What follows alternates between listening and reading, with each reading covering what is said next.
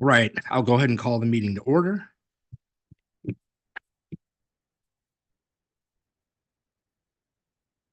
Welcome to the Antelope Valley Union High School District Board of Trustees meeting. This board meeting. Right, I'll go ahead and call the meeting to Anyone order. wishing to observe the meeting may do so via AVUHSD's YouTube channel. Individuals may take photographs. Welcome to the Antelope Valley Union High School District Board of Trustees meeting. This board meeting. Right, I'll go ahead and call the meeting to Anyone order. wishing to observe the meeting may do so via AVUHSD's YouTube channel. Individuals may take photographs. Welcome to the Antelope Valley Union High School District Board of Trustees meeting. This board meeting. Right, I'll go ahead and call the meeting to Anyone order. wishing to observe the meeting may do so via AVUHSD's YouTube channel. Individuals may take photographs. Welcome to the Antelope Valley Union High School.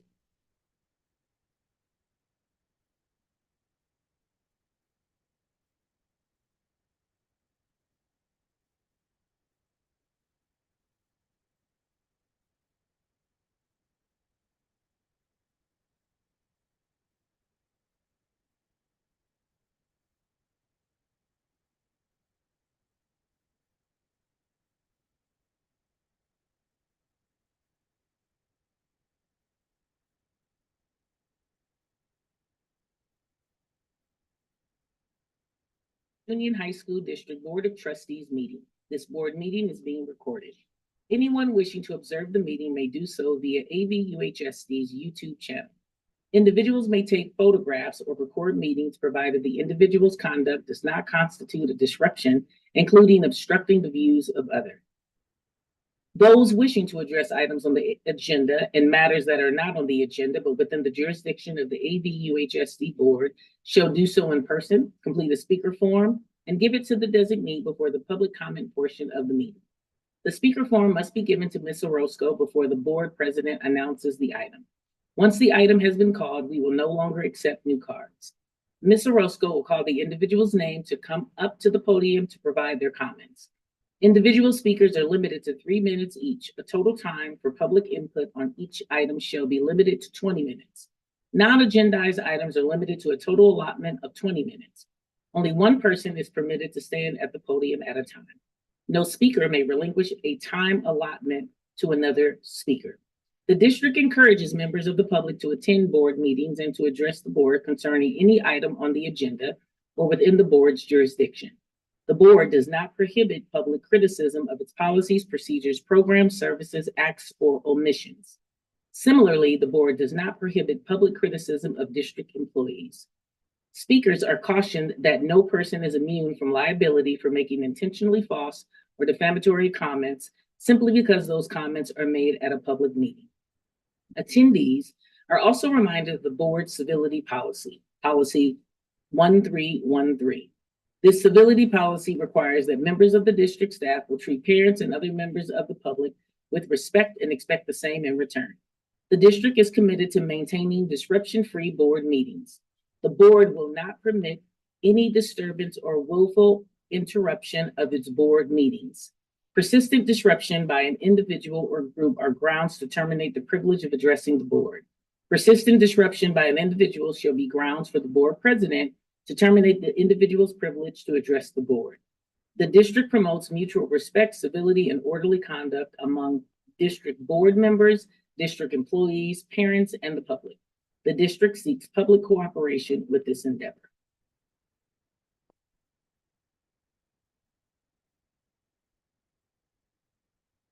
All right, roll call. Ms. Corona, Present. Mrs. McGrady, Present. Mr. Sanchez, Present. Mrs. Nguyen. Yeah.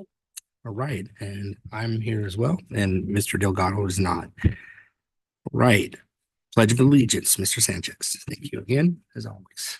Please stand. Right hand over your heart. Ready, begin. Allegiance to the flag of the United States of America and to the republic for which it stands, one nation, under God, indivisible, with liberty and justice for all. Thank you. All right, are there any comments from the public on agendized items? I have not received any cards at this time. Right, I'm like, where'd she go? All right, are there any public comments on the floor for non-agendized items? I have not received any cards for non-agendized items at this time. Is there anybody wishing to speak out there on agenda? Nope. Okay, we'll move on.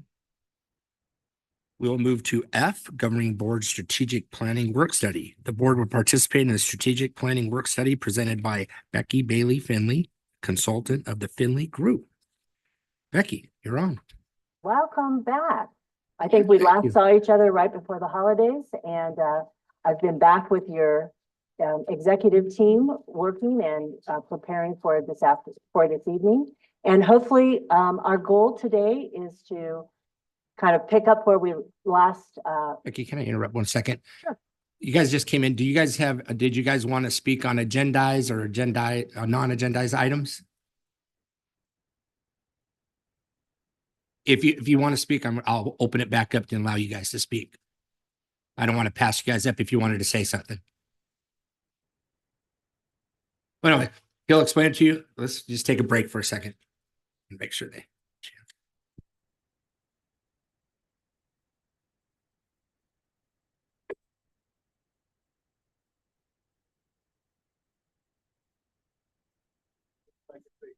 Okay. Do you need him to fill out a card? Is it just one? Okay, come on up. Just give me your name and is it on the agenda on the strategic plan or is it something that's not on the agenda? Okay, great. So non-agendized item. I will read, let me read I think.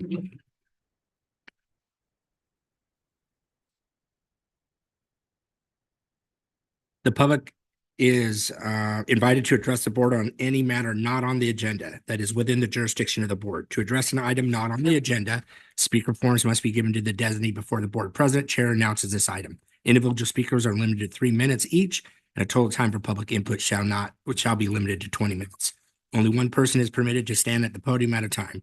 No speakers may relinquish your time allotted to another speaker. During public comments, the board listens to the concerns. The board may ask questions for purpose of clarification. The law prohibits the board from entering into a dialogue with the public or taking actions on items not on the agenda. Sir, go ahead and state your name. You have 3 minutes. Thank you. My name is Soski Argueta. I was working with Synergy School of Arts and Technology. So it's a charter school. And I'm one of the few care team, as well as like teachers that were affected by the closing of Synergy and the misuse of funds, because we haven't been paid in about like the last 2 months. Some of us actually, our last check bounced. So some of us even longer than that. I just wanted to bring that to you guys' attention because we're going to keep fighting this. And I think that it's a constant thing where we haven't even gotten a response. And a lot of the responsibilities have been kicked around. It feels like as though somebody, MLN specifically, Mako Learner Network, came in and just destroyed the school from the inside. Didn't really tell us that they lent us money to pay for our checks. And it was conspiracy. It just felt like a conspiracy. And then they just kicked the responsibility to someone else, didn't pay us and left. So before they disappear, or it seems as though it's swept under the rug, we want to keep pushing this because there's a lot of people who are affected. There are vendors, I still see some of the parents who have asked me, well, what's happening? We want to continue schooling with some of you guys because you guys really impacted our children and helped them with emotional intelligence and stability. And it was a lot more than just the school for us, you know? And it seems so to us or to me that just it's unfair to just rip something from out of somebody when they were doing so much for the community and then not pay them. It's a lot of us, and especially at New Year's and Christmas, where it just ripped everybody apart. A lot of us were affected by it. Some of us are still struggling. And myself, I'm picking up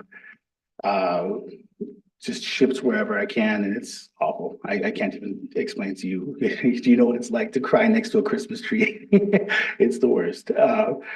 And I laugh to keep them crying, honestly. But we're going to keep coming back and hoping that something is done about this because this is more than just a class action lawsuit at this point. It's a labor board discussion now, and we need to just keep bringing that up to your attention. And thank you for your time. Thank you very much.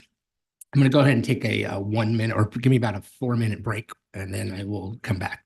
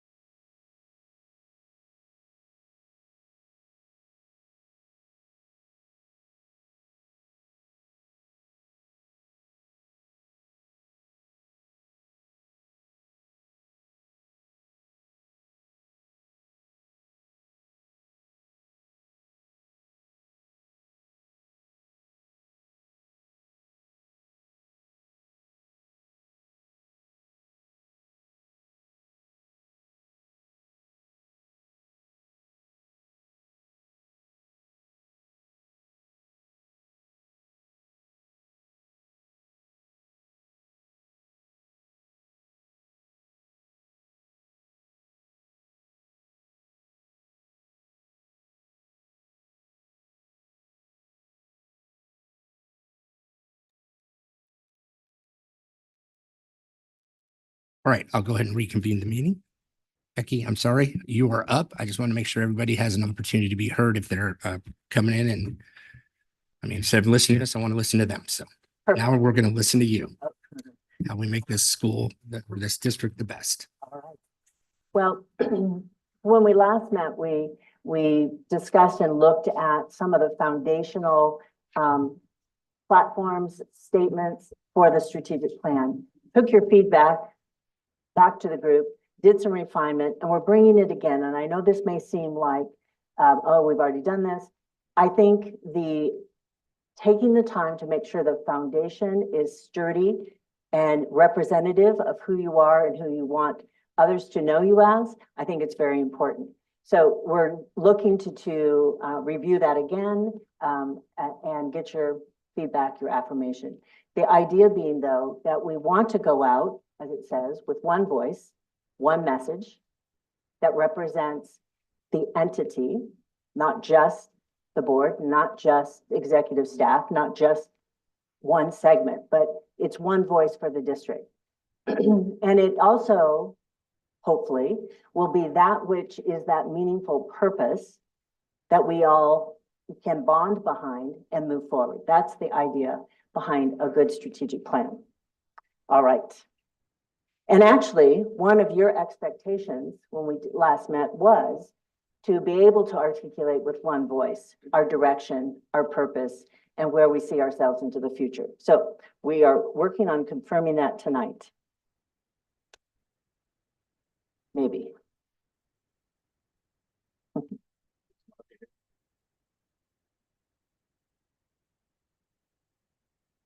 There we go. All right. I want to spend some time here because I would like to be able to say the district is this. I took one word out of your name, union, and I listed that the district is a union of schools. It's a union of students. It's a union of staff. It's a union of families. All right. How would you describe the district? What is the district? Who is it? Does it have an identity?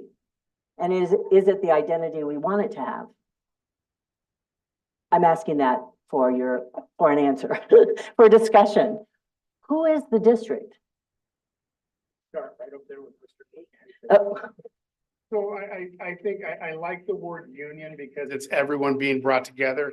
But if I were to be a little less formal, I would say we are a big family. The entire valley is a big family. okay. Dysfunctional at the time. Well, Best kind. And that's really funny because that's exactly, family is what immediately came to my mind, but Okay. we're an organization, a family organization as far as wanting to impart education, wanting to spark children. And then the children on the other side, we're hoping are going to be excited about learning and coming to learn with us.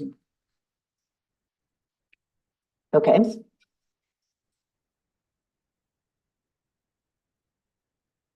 What is the district? Is it regulatory? My first thought when you asked the question was a hierarchy. Mhm. So although I would love to feel super optimistic about the idea of a family, but family isn't always a positive thing for many. So I do look at hierarchy is what I'm gonna stick with. So in your mind, is hierarchy bureaucracy? Yes, as well as systemic injustice Okay. as well.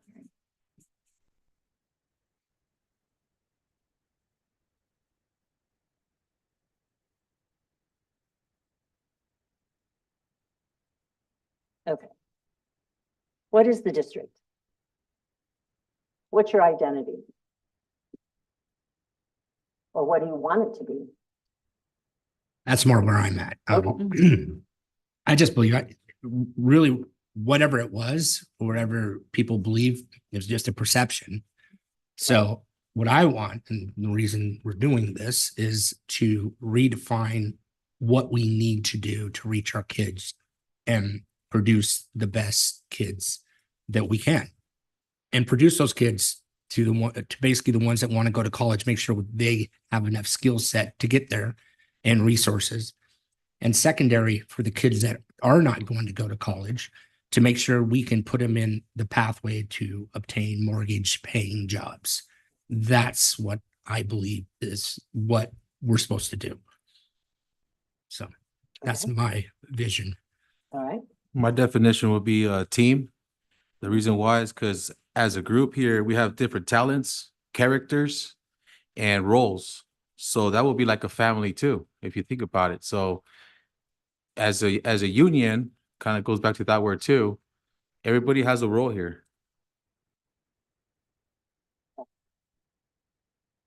All right. I have just a comment. Oh, Oh, go ahead.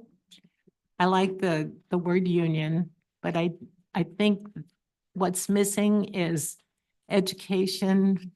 I mean, that's what we do, and I think that we do a darn good job of it, and not to say that we can't improve, but both my girls went through the system, public school system in this valley, and they've both done wonderfully well. So I'd like to emphasize education in there somewhere. Okay. So if you ask the average person on the I street, disagree with that, though. I have to say, I have 5 kids, went through the system, 5 great kids, amazing. And the difference I think that Miss Wynn and I have is I don't think we're doing that well. I mean, that's why I ran. That's why I think Miguel ran and Carl ran, because I don't believe we're doing that well. Test scores show that we're not doing that well. So I think that's what we really have to focus on is how to bring those test scores up. That's crucial. And I mean, we could sit here and say we're the greatest, but that's not going to get us anywhere. We have to find ways to make us better. And that's this plan, and the plan's got to be solved. So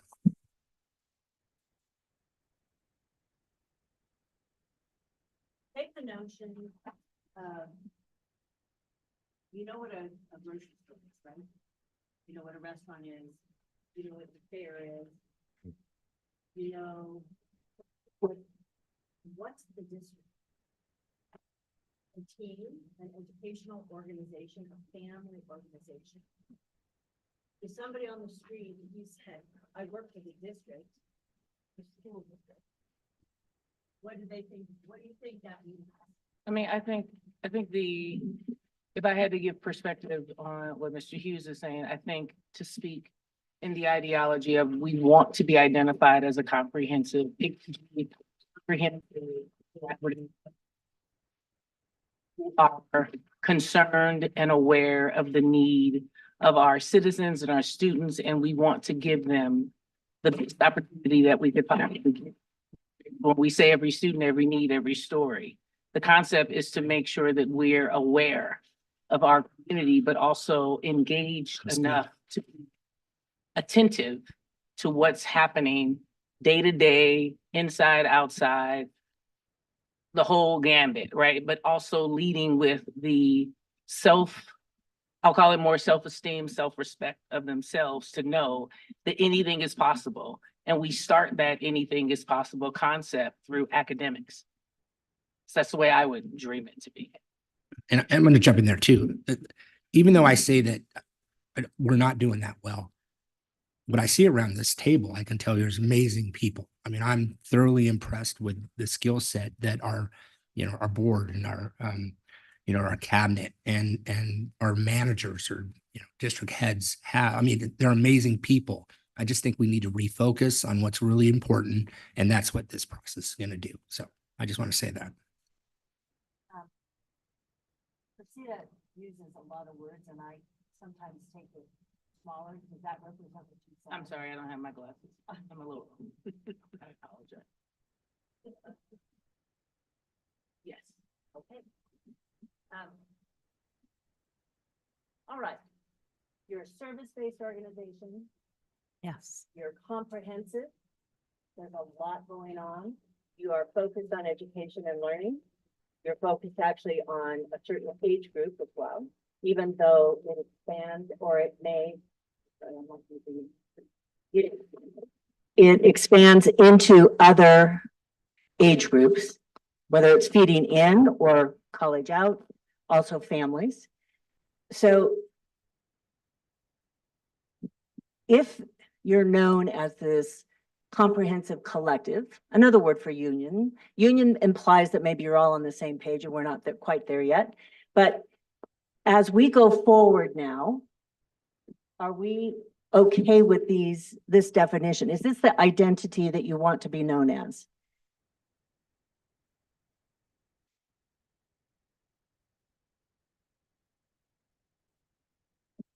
Well. Mhm.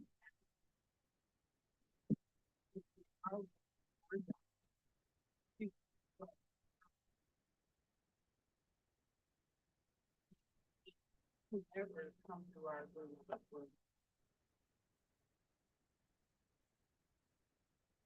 you said it eloquently and I lost it. In a service oriented. And I think your key point is to meet them where they are. Don't Wherever expect they are, them to whatever come they to where do. we are. I think a great speaker taught us that, or you probably already knew that, but I know I learned that this last year. And you know what I appreciate, and especially because we do that, we cover a lot, not only just educating ABCs. We have departments that reach out and get to the students and help them, especially Chandelin's department gets out and reaches out to those kids and helps them through extreme emotional situations. So as we move forward and look at some of these foundational statements, with this in mind, I'm not gonna get that as well, but Priscilla gave us and Chandelin's addition gave us a sentence that we can focus on, right? We can wordsmith it later. We do that a lot. All right, I want us to now. Becky, before you jump, so Yeah. kids, the word kids is Yeah. stopping me. So, I mean, do we want to say young people? Do we want to say youth? Do we want to say the future? Because kids implies like mommy, daddy. I don't know how to think, that kind of thing. It's just really young. It just sounds really young. And I feel like we are a high school district, the majority. Say education. Okay, and great. learning, because we talk a lot in our group about learning is the goal. Right?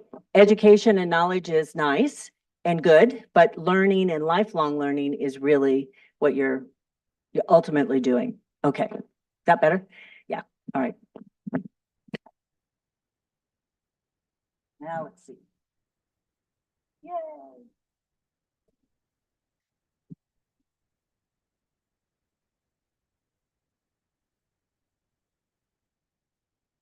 You do your job so well. Right?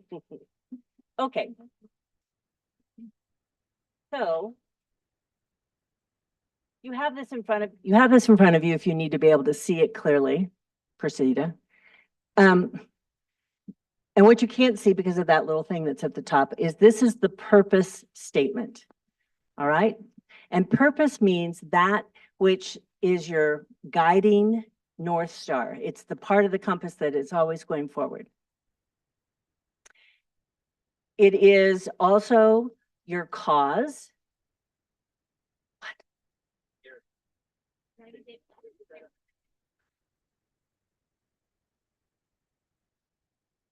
This thing right there. So, oh, don't cover up the bottom part.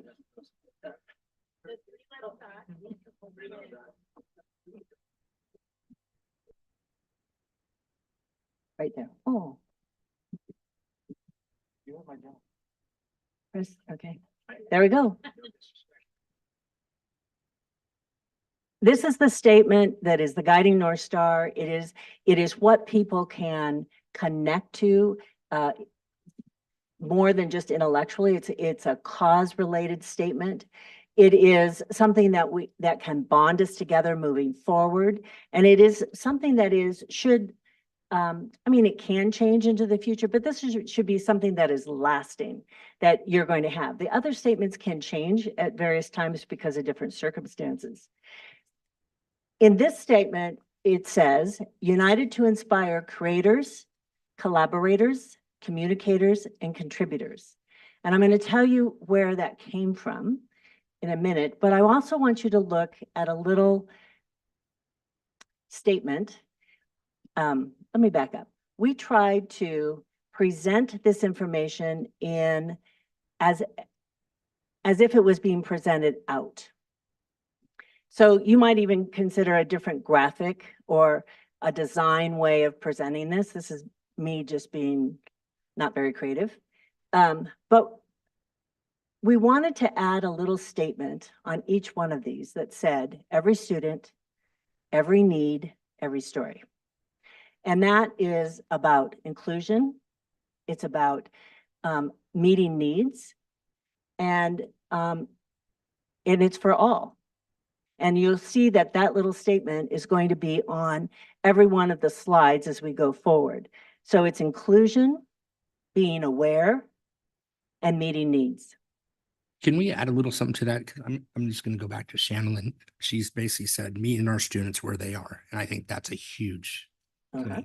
And especially when you start talking about equity and understanding that, that's what really got me in the story, and understanding Mr. Fleming and what he taught us or taught me. I don't know, you guys probably there. I wasn't there. I'm there now. And that's a good point. And certainly that is, if you're going to have one small little tagline or one small statement that tries to incorporate all of that, at least the intention of the cabinet group, that was what they were talking about. Every student being aware of their story and then meeting whatever needs they have where they are. It's implied. Okay. I want you to turn to another document that's on your, because to me,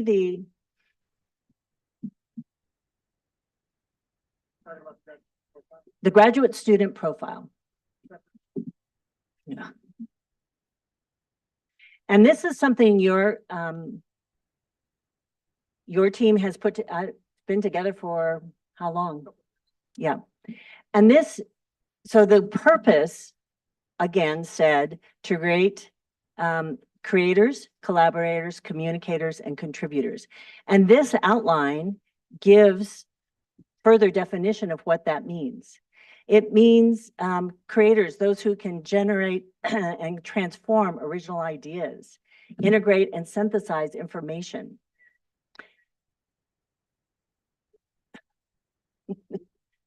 Preserve through taking risks, or persevere, I'm sorry, through taking risks and experience success and setbacks.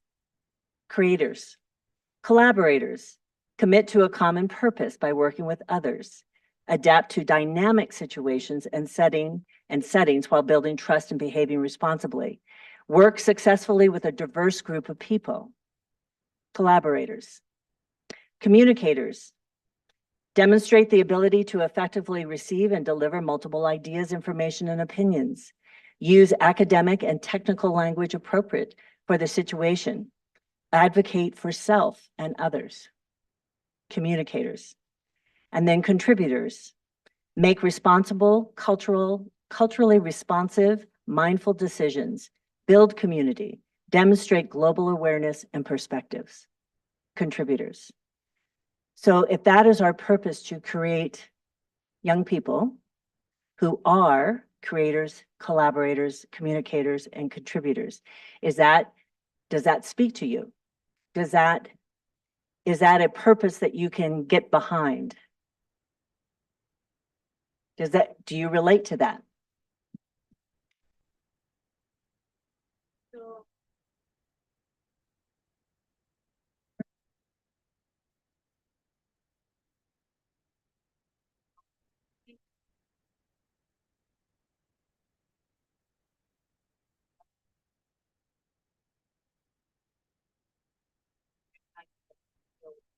In our young people as I sit in the class daily. Mhm. And then also use academic and technical language. Use academic and technical language appropriate for the situation. Like, what does that mean? Because I feel like that potentially could erase or silence someone's culture, whether it's Spanish language or,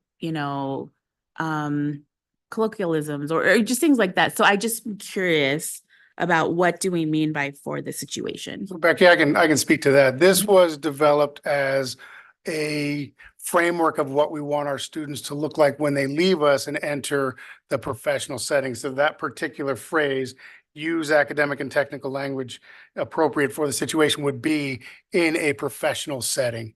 So it's not at school, it's learning that at school, but this would be using it in the appropriate professional setting.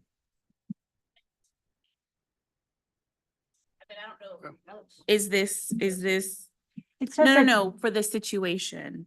Just Okay. because Greg just defined what the situation is, Mhm. and that is clearer than the situation. Okay, got it. But are we trying to also work on this, or this is a given? I think it's a given. It's not necessarily a given, but it is something that exists. Oh, And okay. it's something that I wanted it to connect to what was proposed as the purpose. Oh, okay. That and to be able to give further example of what creators, collaborators, communicators, and contributors mean. It can mean more than that as well. But in this group had already, your district already had this as a vision of what they wanted the students who graduate from the high school to be able to do. And I would add that this is an ever-evolving, the graduate student profile itself is an ever-evolving document. So there is a committee that works on it, and we want to make it adaptable and accurate for the time and place. Okay. Yeah. I would have to think about it a little bit.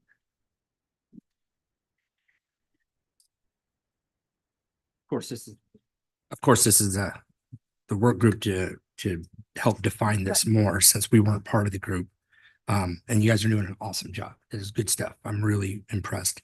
But I agree with Carl on the active part. If we could add that, active listening, that makes sense to me.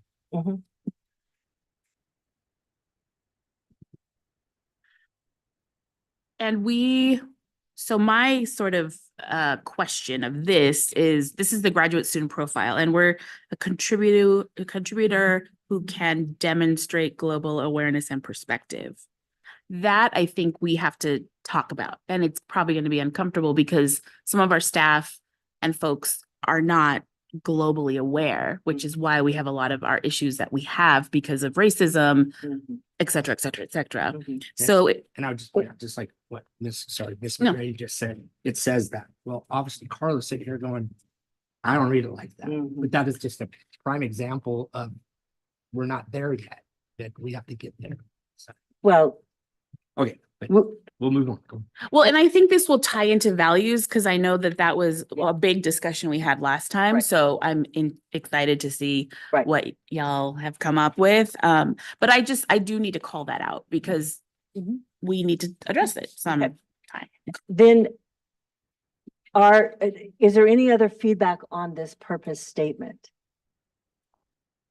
I think it speaks to me anyway. Mhm. I had just a real short, this morning I ended up attending a ceremony and 3 different people whom I actually did not recognize came up to me and explained to me how valuable the educational system was at the Antelope Valley Union High School District Mhm. and thanked me or behalf of the district Mhm. on preparing them for life. So that was my this morning. That was what happened to me this morning. So it speaks to me. Thank you. And I think if you also think this is the cause that brings us all together. There are going to be details and there are going to be programs and there are going to be situations and there are going to be initiatives that will feed this, change with this, etc. But is this something that you can say, yep, I am a part of an organization that reaches out, speaks to every student, every need, every story, and this is our purpose in working with them. So inspire. Mhm. So the word inspire, united to inspire, Mhm. that is not an action for them necessarily. They can feel inspired by, you, Mhm. but is that going to make them a creator or collaborator? So I'm wondering, do we want a more, I guess, I know inspiring is an action verb, but we can't see it. Inspiration is not tangible. So I'm wondering if it's united to, I don't know, help me out, my educators over here. And not to say that I don't, because I do, I love inspiration, but inspiration doesn't have outcome always. Mhm. So I'm No. wondering if there's a dialogue we can have and brainstorm about that. We can. So I let's mean, unless it's just dialogue. me, The thing, everyone. the thing that inspire is there's no time limit on it. You want to inspire all of this. They may not become a creator until they're 40, right? This lifelong learning idea, but it's an idea of setting a direction, setting a tone, setting them on a path for being a creator collaborator. I think the thing with inspire feeds into every student, every need, every story, and that you're inspiring them to be the creator that their story takes them to. If you use, this is not to say this is what you were inferring, but if you take a word like mold, right? United to mold creator, that's we're going to mold them in our image where we're saying this is there. So inspires are more open-ended, allowing our students to grow into what they become. Okay. Okay, I guess I understood this to be, what do we want them to leave with when they leave the district? And inspiration isn't enough, is what I'm saying, in my opinion. So I may have confused things by bringing the profile in, but the graduate profile, the one sheet, to me gives good descriptions of what those words mean. Okay, This is the purpose. so look at statement. it separate, okay. Yeah. Yeah, It's like, this is our profile. I see, okay. Yeah.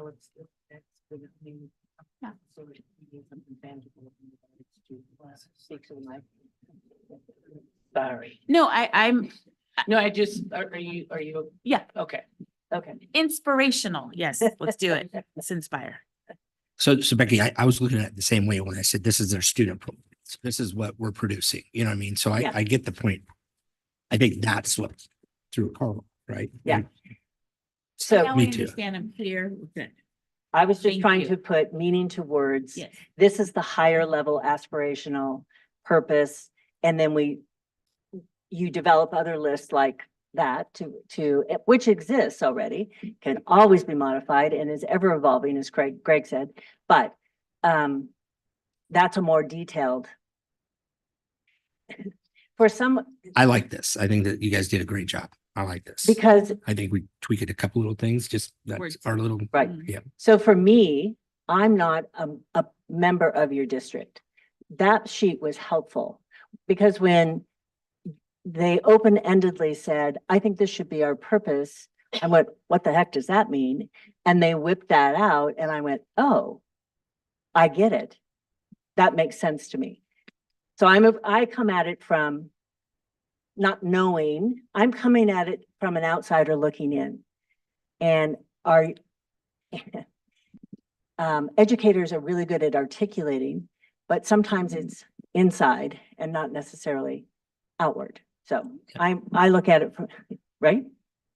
I look at it from the outward. And I got when I heard Rosita say every student, every need, every story, then I read it. I was like, okay, that's spot on. That is actual spot on. I like that. So Okay, good job. good. All right, we'll go on. So that was purpose. Next. We did that one. Okay, mission statement. Mission is how we are going to implement the purpose. It's more in the present tense, okay? It's our mission now. 5 years from now, you may have different circumstances, different situations. You may want to change your mission, but this is the mission of the current. It's how we live our purpose.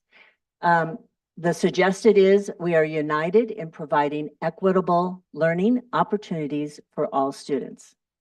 We had a lot of discussion about what equitable learning was, learning opportunities. First and foremost was the concept of meeting students where they are, responding to, educating, treating the whole person, the whole student. It's a continuum of learning opportunities, a continuum of situations and learning conditions. It might be a variety of different programs, connecting with and motivating students, again, meeting them where they are, building a consistency in how education is offered to every student, building the foundation that learning is ongoing and lifelong.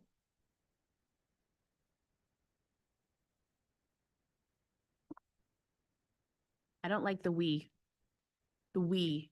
I just think it's like for a mission statement to have we, maybe instead it should be the AVUHSD is united in providing instead of we. Say the mission is. Yeah, or the mission, Our mission, that works too. our mission is. Yeah, we just feels like We also talked about this. personal. United in providing equitable learning. I like that. I like that. Yeah. That would, yeah, coming, yeah. We, yes. United providing equitable. Would you rather just keep it at united, you know? I like that. I like it. Subject and verb out. So to Yeah. clarify, we were working with a diverse group of educators across to my right, and there was the English teachers that insisted it was a complete sentence. So that's how we landed on we. No. Well, then we, and I think we go back to the district or we Yeah. go back to. Yeah. But I like that. The. I went to Chapman University, so. Like the, We did. like the district Check 1, 2. is, you know, just, I do not vote for we. Okay. Okay. All right, so you want a subject and a verb, but you don't want the. Correct. Do you like? And- the- I'm good with that. Contraction, put that contraction in there. I remember. Intimidated. So are we with Mr. Grado on that, Dr. Grado? We can make a decision here. Yeah. Because I'd like to That's fine. accomplish stuff, not. No, I like that. I like that too, because it identifies us, not Lancaster, not Palmdale. I agree with that too. I like it. Okay, Motion, you got it. We're done. Greta. did it. Agreed. Okay, visions. This is what success looks like in the future. This is what your purpose and your mission look like in the future. All right, this is your vision. HBUSD graduates will possess the skills and attributes to have a positive impact on their community and world. And again, I'm every student, every need, every story.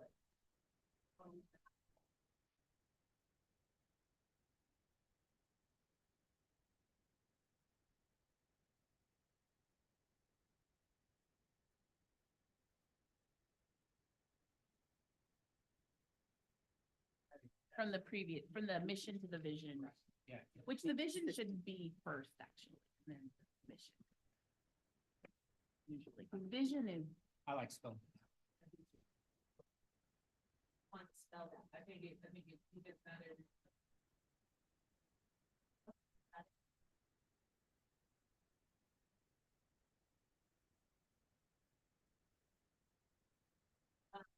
Can you imagine this, a vision?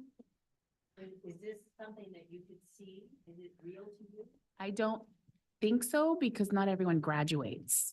So what about, how are we including those kids? Right, I mean, look at our graduation rates. I read the report from last couple weeks ago and it's not 100%. So, no, we're totally awesome. Don't get me wrong. Know what I'm saying? Participants, students? Because the vision, So Ms. Corona, this is a vision statement. We want 100% of our students to graduate. So this is visionary. It's not practical or actual. What if you take graduate out? It's like we don't have to graduate. We just want you to be able to contribute to the community, but we want you to graduate. then, okay, so then I think what we have to then say to ourselves is that we have to invest in graduation rates. Because if that's our vision, then that needs to be the vision, that every student that walks through our doors, adult, 8th grade, 11th grade, SPED, ELL, whatever, graduates. And that's a big thing. That would be a real shift. Mhm. That's our vision. All right. Thoughts? Reactions? Can we get rid of there? There, on the community and world, yeah. I just feel generally speaking. Yeah, just the. That's my vote.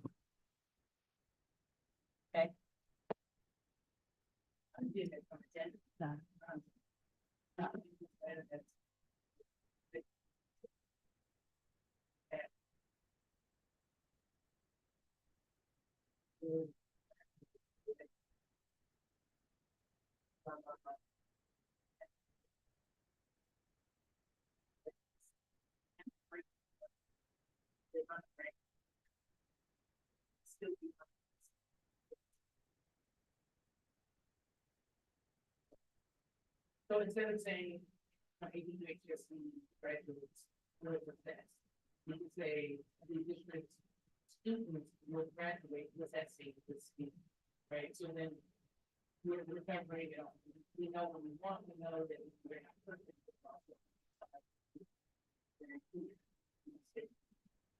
That anyone who walks through the door, our goal is to make sure we can graduate, that we're not.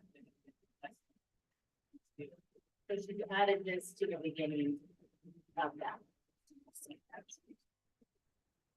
And I would spell it out without. And it can be on the. Yeah, yes. Yeah. Yeah. I always got as a vision. This is easy. You guys done all the fun.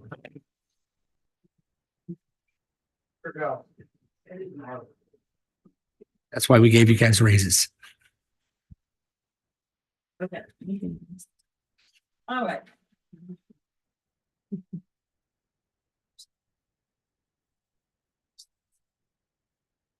I'm so sorry to go backwards, but just in looking backwards for just a moment, I was just trying to see on the AVUHSD, if we did that, if you look back at purpose, that one doesn't have a subject or verb either. It has a period, but it's where it says united to inspire. But I'm wondering if we want to might add the Antelope Valley Union High School District is united so that they're similar. Oh, did you? Okay, I'm sorry. I didn't write it down. Okay, sorry. Okay. Thank you. I scribbled. I agree. Yep. I just didn't put it on. Okay, I just looked back and thought, oh, that's gonna jump out. Yep, yep, yep. Thank you. Then on the vision, Okay, I'm sorry. On the mission, it says the district, I'll spell it out. Yep. Is united to provide. okay. I propose that we give, once we're done, give it to Carla and Miss McGrady, and we will all get A's. We will all get A's on this one. No, I'm done. I'm just saying, I'd feel more comfortable.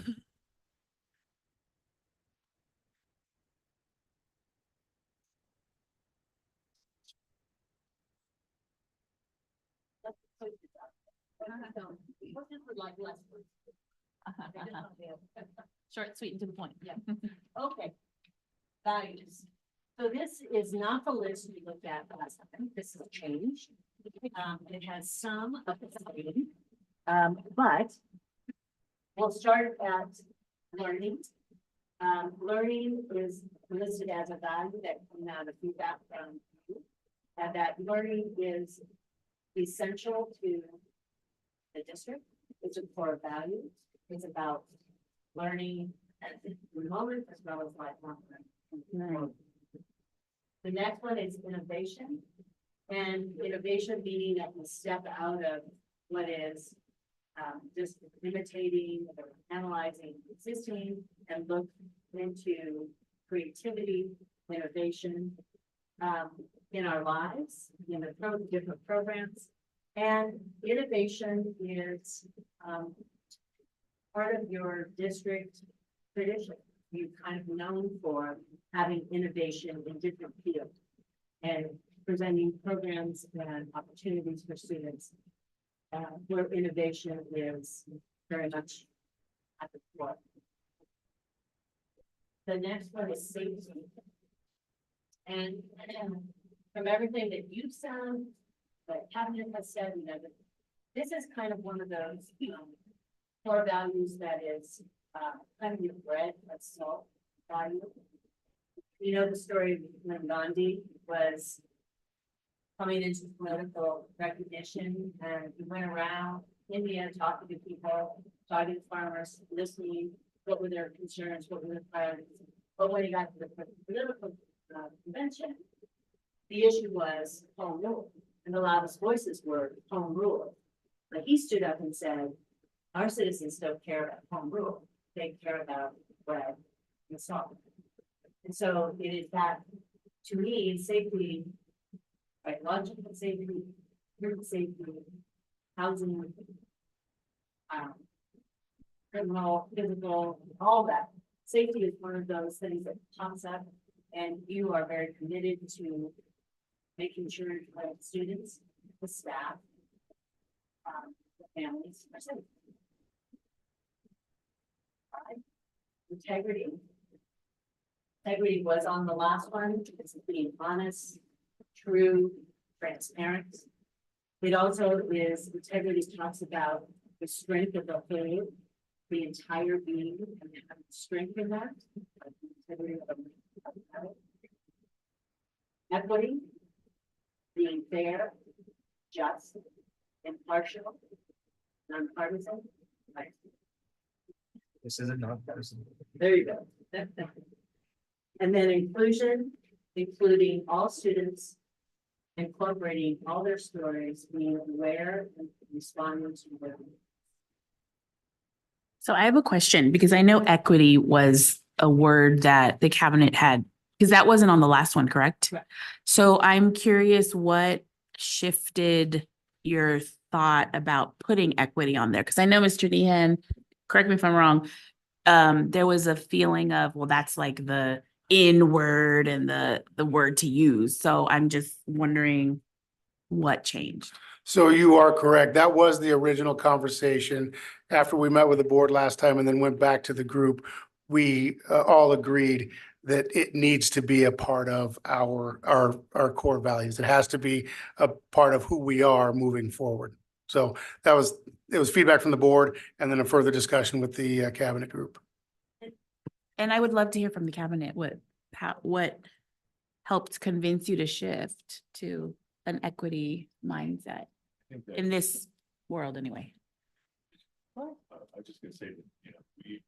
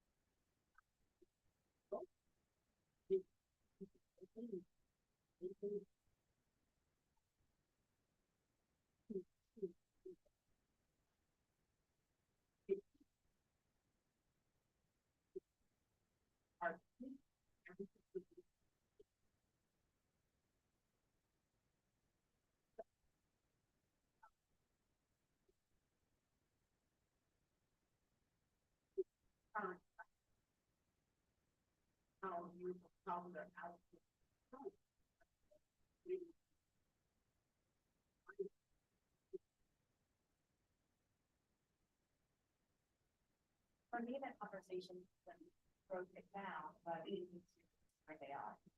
And so if equity is a word that describes that, we start to be against it. And so the conversation, we broke it down to that basic level.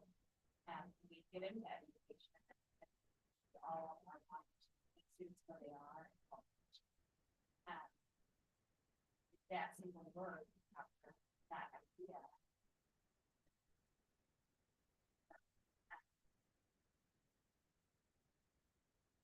And it is, thank you. I just wanted to hear because also it's very interesting with just the equity work that I've gone through. And now, in fact, some of the equity trainers are going against that mindset of meeting the students where they are. So again, I think this is a evolving idea of equity. So because I was, just meeting the students where they are. And now some of the equity folks out there are like, okay, we're just using this as an easy way to use the work of equity. So it's just very curious. And the word also, be careful that it doesn't just become a.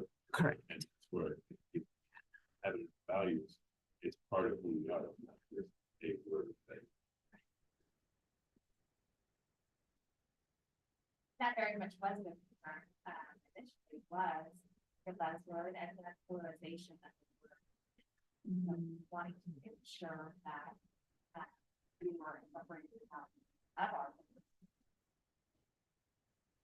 Or with that, your training and you're seeing that it's going full circles and some are pushing back. I mean, I could tell you my personal story, meeting the kids where they come from got me to understand it. Yeah. So I don't see how I could unlearn that after listening to Mr. Fleming and getting that as a older white Republican, not person, but I'll say it.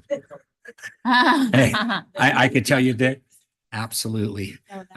But what I'm saying is when I heard that and I heard the story, I got it. It Mhm. clicked and I was like, now I understand that. Just based on the kid's story and understanding where they come from, I could see that. And just, you know, the whole story of Mr. Fleming and his presentation, which we brought to the Mhm. district. Now they're spinning that around. I just think it's so important. I want to see it, you know, I know you guys incorporated, but I like it spelled out. So if somebody said, hey, what is every student, every need, every story? You know, I want to say meeting where, you know, meeting them where they are. Yeah. Because I can explain that all day long. Yeah. Well, what does every student ever need? I would have to explain that. But if we write it, I don't have to explain it. It's right there, pretty much Mhm. self-explanatory. And if you don't get it, then let's have a conversation about it. So Mhm. Mhm. I think it's important. Go ahead, Ms. Wynn, sorry. There's a excellent article in the latest issue of NEA that talks about introducing the discussion of equity. And I think this is the perfect spot to put it. So Mhm. thank Yeah. you. Thank you. You know, I am glad to see it back on here, so thank you. And also that's a part of our work as a board for this entire calendar year. We're gonna have work study sessions with equity leaders, you know, getting us to really truly have it as a core value of who we are as humans. So, Priscilla, I'm sorry, did you want to say something?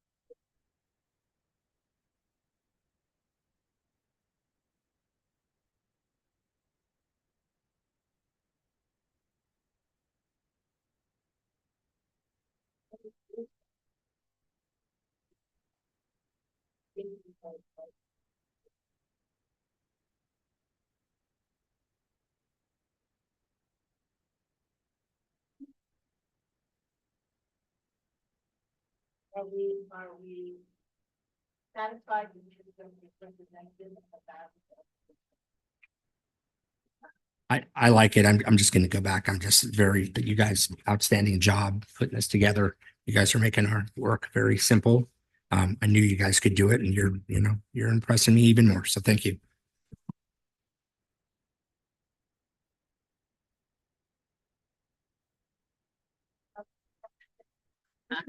We respect you a lot.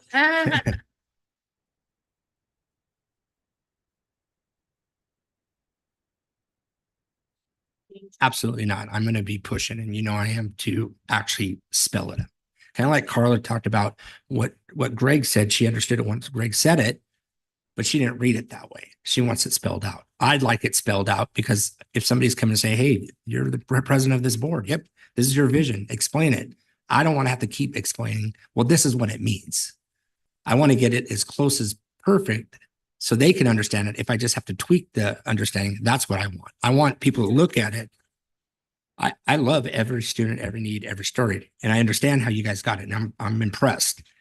I am going to advocate to actually spell it out even more, meeting every student where they are, or meeting them where they are. Not come. It goes back to we're going to study Beethoven, and some kid goes, "Who?" Or he knows Beethoven that sells crack on the street, or he knows something that he's seen. I may not know that. So I truly believe the way I understood equity is exactly the story. You got to understand where that kid's coming from. You have to go to him. He doesn't have to come to you.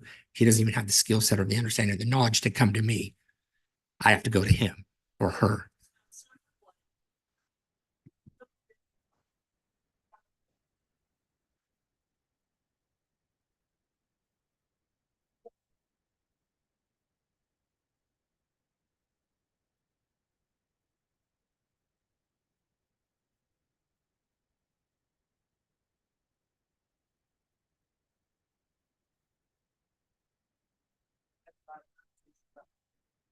studying where they are, mountains and other.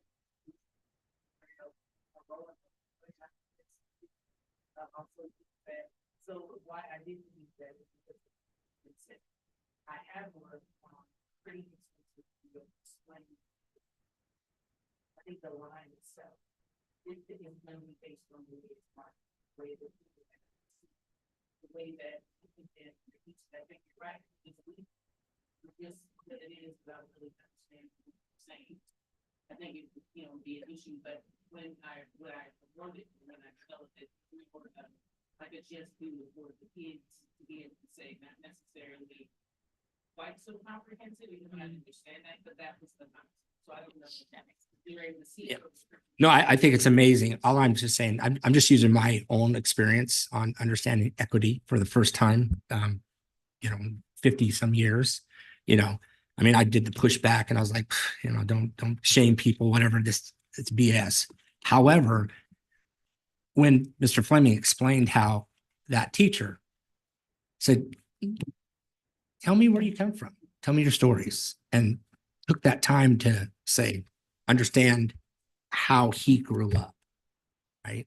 And then also that guy is at Harvard teaching kids, right? It's amazing.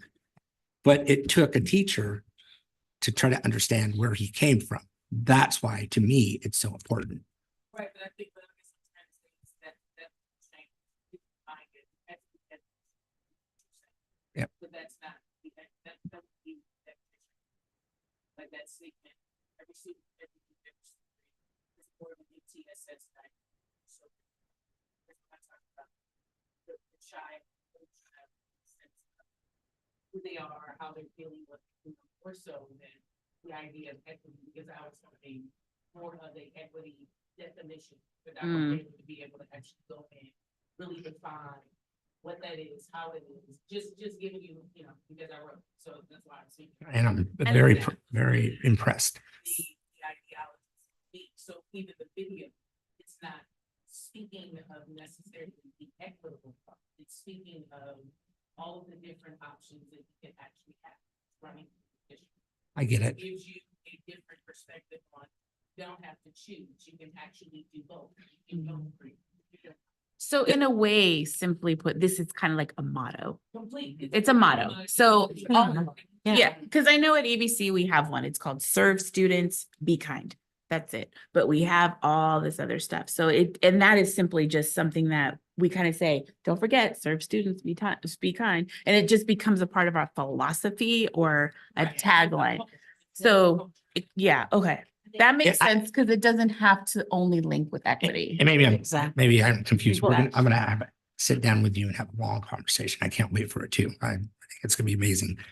I just knew that when I thought about the strategic plan and I thought about putting 5 things or 6 things that this district is going to take its money and put its mouth where it is, right? Put the money where the mouth, what you say, you're going to put the money behind what you want. Watching Mr. Fleming, hearing Mr. Fleming, a lot of those lines I already knew is going to go up on that wall. And if I have anything, so it's going up on that wall. So maybe I'm confusing it a little bit here. I love that. I don't want to take anything from you, but we'll have a conversation on that. And then maybe you can make me understand. I just think it's if you look up at this table, 4 years ago, this table's changed. Okay. It's starting to look like our district, right? It hasn't looked like who we serve. Shannon talks about service, right? We have to think about we're serving our students and the community and the parents. We're starting to look like the people that we serve. And my goal is to make us look really like who we serve, because I think it's important for those kids to look up and say, look at Miss Corona there. She's a college professor. She did it. I can do it. I think it's very important. This is who we serve. This is our district. So it's not just the color of your skin or all that. There's everybody at this board or sitting at this table is intelligent, they're sharp, they're smart. I mean, Dr. Grado, your doctors, master's degrees. I'm the knucklehead. Well, me and Miguel, we're the knuckleheads here. But I'm okay with that. I really want us, when we put up on the wall, to knock it out of the park. And I wish, we're where our money man is. We don't have him yet, but I will be instructing him or her. Yeah, absolutely. I'm learning. So we're going to put our funds where that mission once we're done with this. And that's what's very important to me. And that's why I'm going to push really hard. So I'm going to have that conversation. Can't wait. I'm going to come in and train me some more. Back to the bond. This called bond. You can have purpose statements, vision statements, and if there's something that ties them together, that motto is something that the outside. So, all right, so this purpose is for everyone. This vision is for everybody. And then part of our job afterwards, with educators, leaders, will be to how do we communicate that, not only words, visual, our actions, our reporting and all that. So again, this is foundation.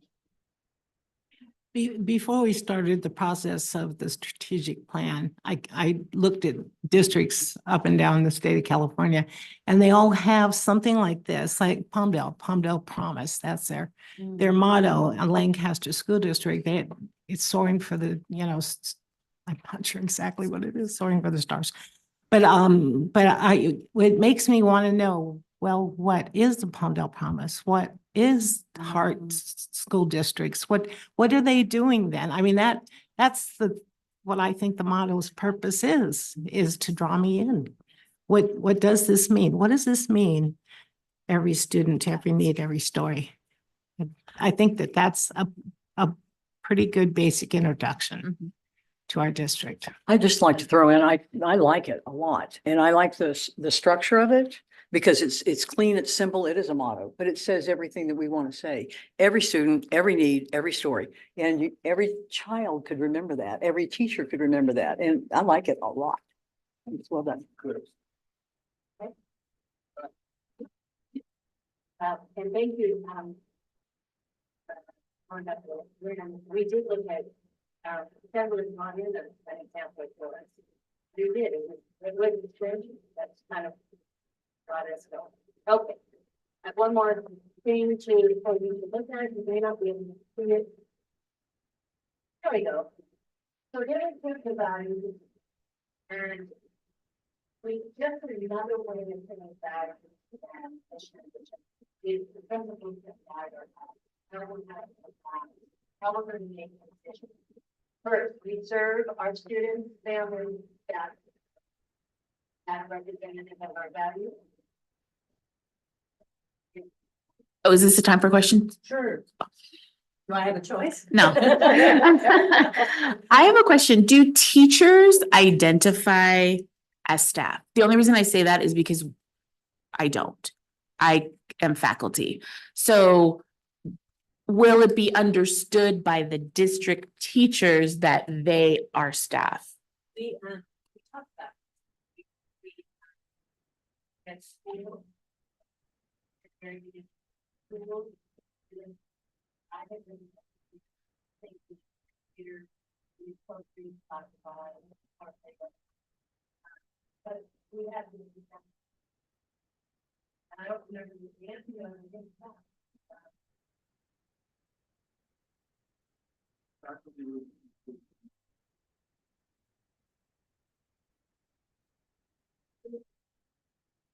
Is there a teacher in the room? Jill was. No, but I'm saying an active teacher right now in a high school. Nobody's here. Okay. I'm just wondering if they count themselves as Yeah, staff. but they feel disrespected if you, hey, that's that. Well, no, I'm a teacher. Yeah, I'm just maybe we can ask an actual yes. in the classroom teacher.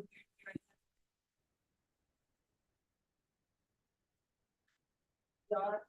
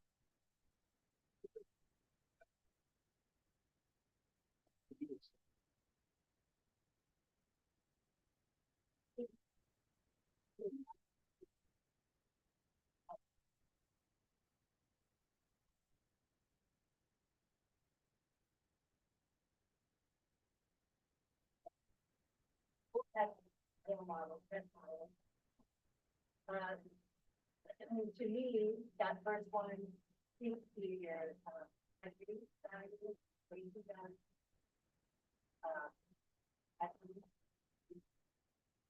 the next one is we strive for excellence in all we do and commit to a path of continual growth.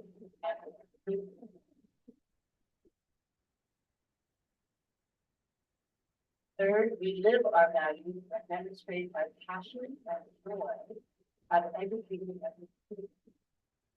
Unlike these representatives of the office and their values. And then with the next one, we are compassionate and responsive to the people of our family.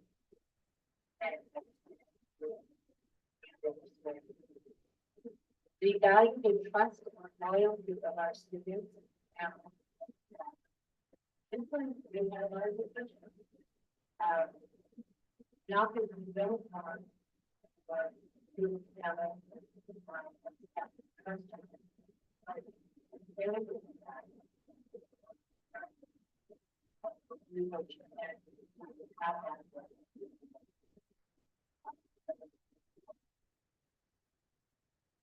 the last one, we invite honest, authentic exchange of ideas and commit to responsible decision. I think that was really important Yeah. because we get a lot of the loud voices in this.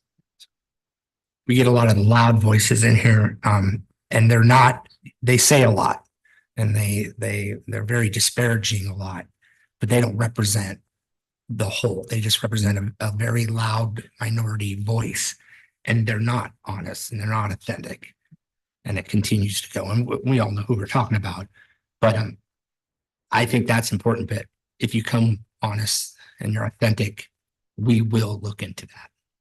And it I also think that's doesn't say important. you all have to have the same idea, right? Nope. You're gonna take that information, as long as it's authentic, honest, and true, and you're gonna exchange those ideas, and then you're gonna commit to responsible decision. Absolutely. Just one little thing, Becky. The comma after families is missing. Oh, You're welcome. Did you write the phone? We already keep track of how they publish it. There was one earlier too, but I gotta. I just didn't tell you, but, yeah, I like these and I love your colors that you chose. Those are my favorite.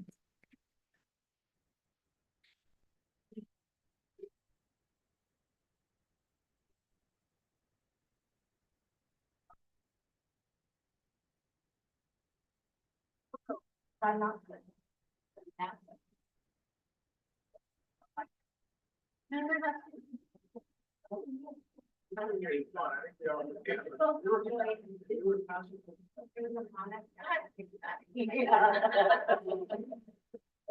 All right.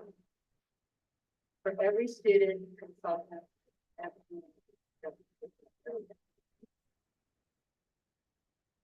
Okay. We talked about specific goals, we talked about setting direction, we have talked about that. And then in looking at,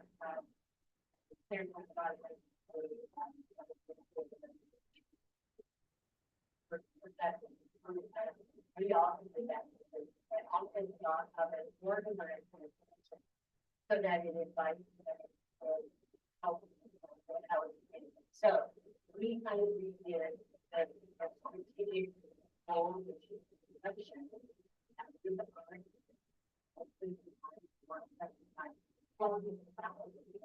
But these are the areas for how we're going to the mission. One is equitable learning, how to live, safely in office, strengthen relationships between students and students, communicate with district excellence and resources, facilities that foster learning.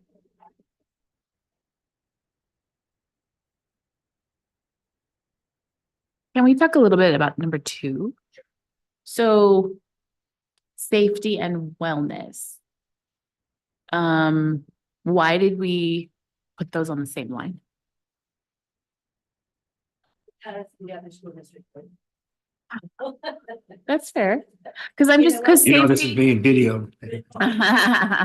No, if you would allow just like me to thought brainstorm for a second. So safety, because we talked about safety, it's imperative, and we're talking physical safety, emotional safety, those sorts, right? Okay.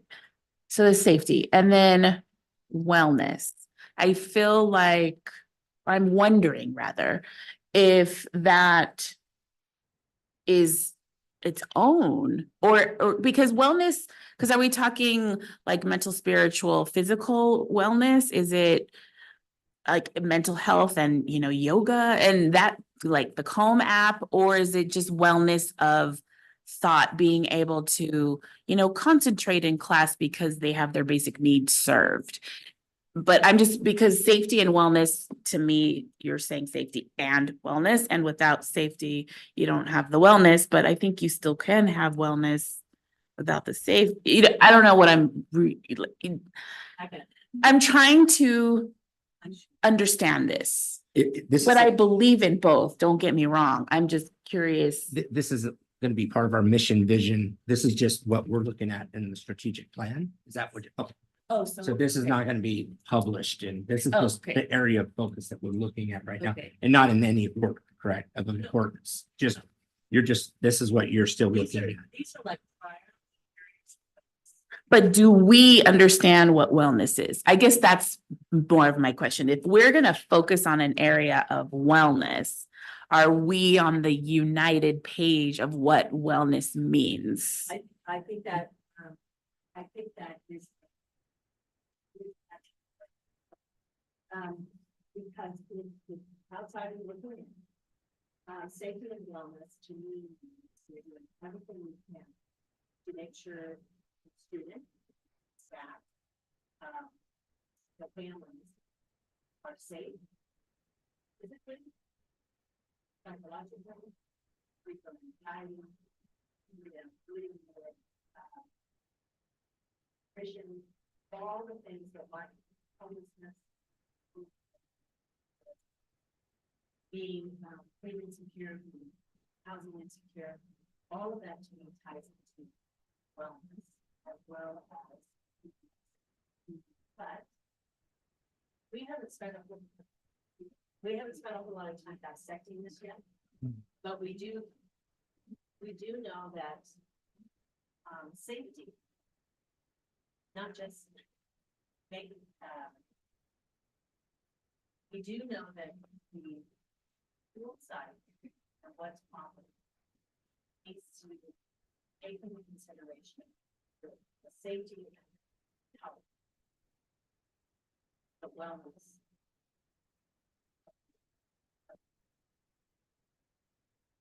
I would add on the wellness piece, safety, absolutely. Students can't learn, they can't progress, function if their Maslow's hierarchy of needs aren't met to a certain level first. But Wellness is more than meditation and yoga. It's learning how to self-regulate. It's learning how to de-escalate. It's learning conflict management. It's a number of different pieces that we teach. So it's beyond just the current theme of wellness, and it's how to go into the world and be a functional adult with the skills to deal with it, learn skills to deal with the things that come at you in the world.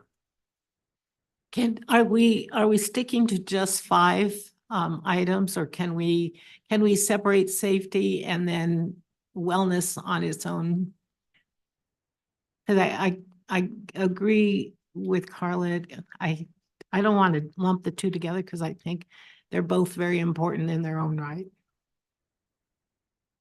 I think the concept is, this is our area of focus. This is not published. So it could be one long sentence. It doesn't matter. It's what we're looking at. If there is on the board, is there anything, is there 6, 7, or 8 that you guys want to look at? Is there, I would like you to look at this list and say, okay, you agree with 1, 2, 3, 4, and 5. They've done a great job doing this. Is there something from the board that you want to look at, something else that you believe that we're missing in these areas of focus?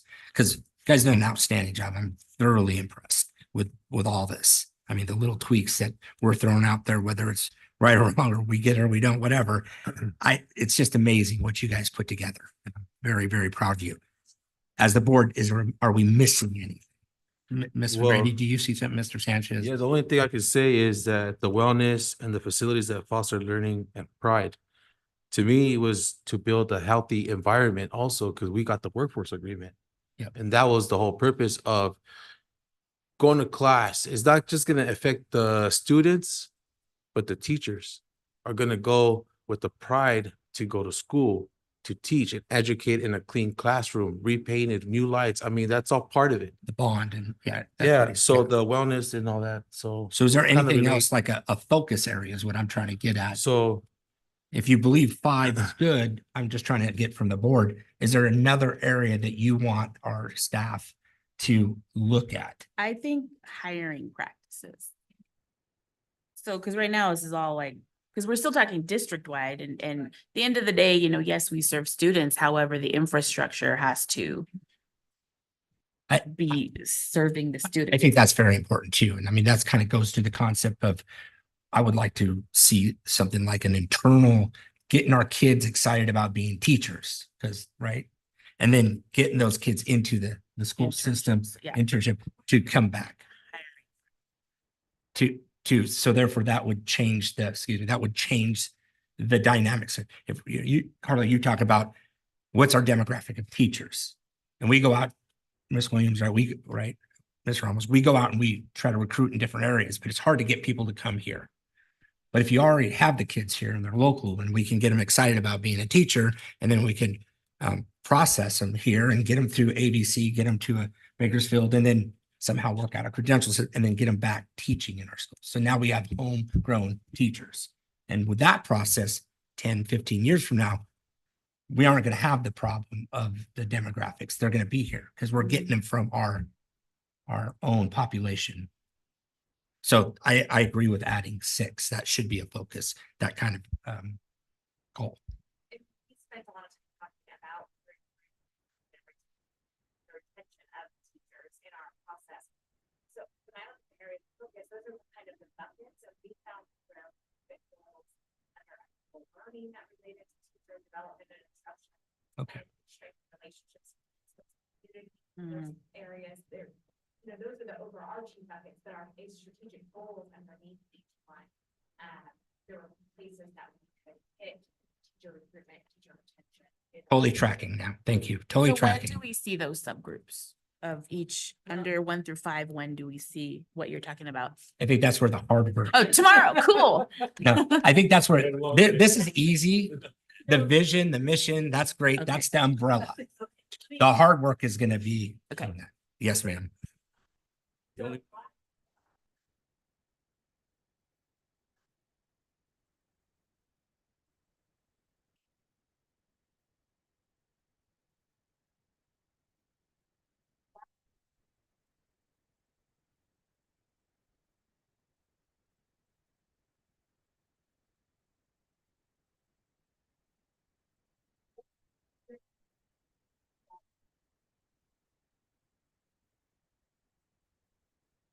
If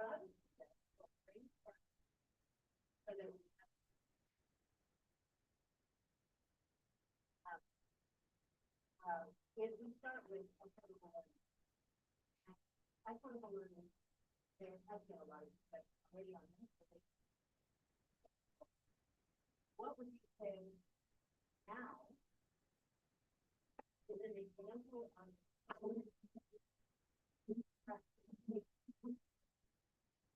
do that comes under that bucket? Great. Yeah, great.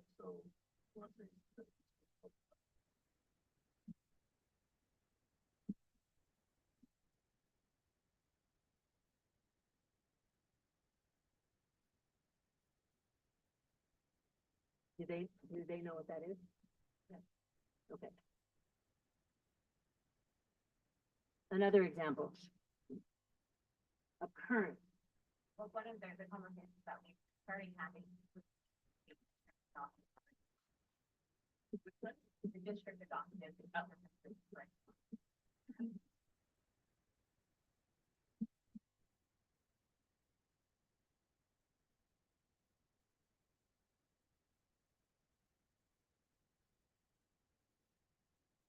Thing else. Just because we do it's social cultural.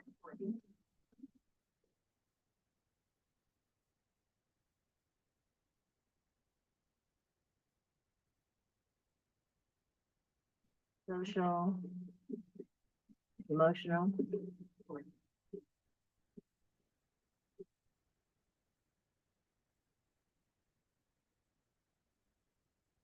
And it, is it, did I put the M?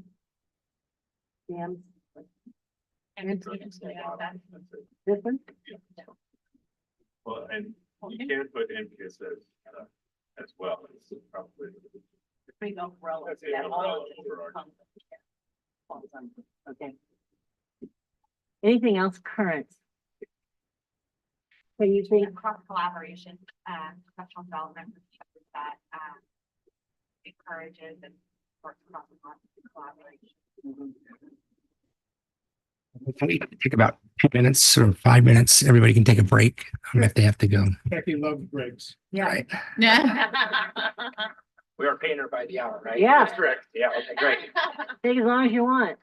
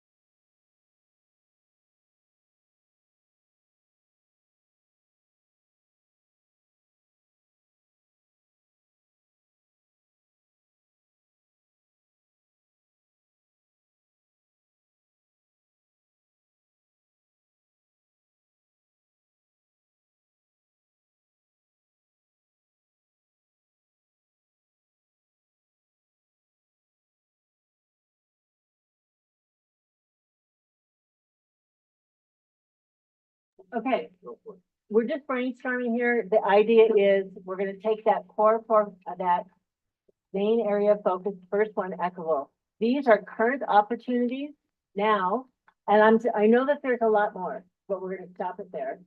What are some new opportunities in the equitable learning area of focus? Okay, Christina and I were just talking about expanding that learning to our students. And like offering them whether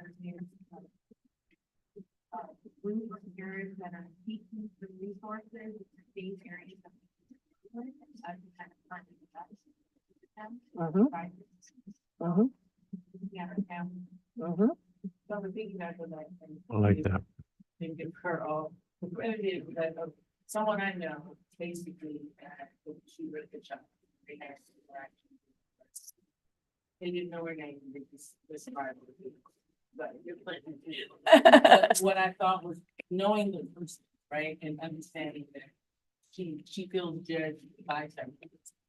But what I thought was so interesting is that she thought she was so kind and she felt seen and she felt like, man, if somebody would really teach me how to parent, like, you guys give me all this stuff, you tell me all these things to do, what if I don't know how to do? And you're asking me, and I feel responsible, and I feel like I'm a bad parent, and I'm not providing for my son, but no one is hearing me say, I don't know how to. So I was asking, has she ever even thought about how, like, the impact she has? Because that was interesting to me to hear, but understanding it was comical to hear it from a person I actually, like a person, right? And I know that her fault. And I'm like, you can do that. I know you can do that. But it was different for her to feel vulnerable with someone she didn't know and feel so loved and back to be able to say. So I want to be clear on like, who knows for her, because that was an amazing. And I have a question that actually brings up a really good point. I'm wondering then, because is that supporting our mission by teaching and parents and families? Or because right now we're just saying students and we're saying graduates, we're saying, it's the student. But if we're going to be offering opportunities, then maybe we need to think about partnering with experts in family, et cetera, versus we as service providers. Because then I would say, is that our mission? Is it our mission as Antelope Valley Union High School District to train parents? Not to say that I don't love the idea, but we as board have to hone in on what is our district's mission. And if it is to serve more than just the youth and adult education, then we need to say it. So, Ms. Corona, our primary mission is educating students, whether they be 9, 12, 6, 7, 8, or adults. That's our primary mission. We do already provide a lot of the classes that Persida and Marissa were talking about with Disciplina Positiva, with Yeah. PSU. So we do a lot of that already. But going back to the mission, our primary mission is to educate students. Right, but what I heard was that is a direct service that we would directly provide shops versus partnering, because that's all contracted. We do both. Our counselors are equipped. So then I um, think in the strategic planning time, we need to address if that is a part of our mission. Do we continue to do that? Because is that our mission? It's If you're gonna meet every student, every need, every. Sorry.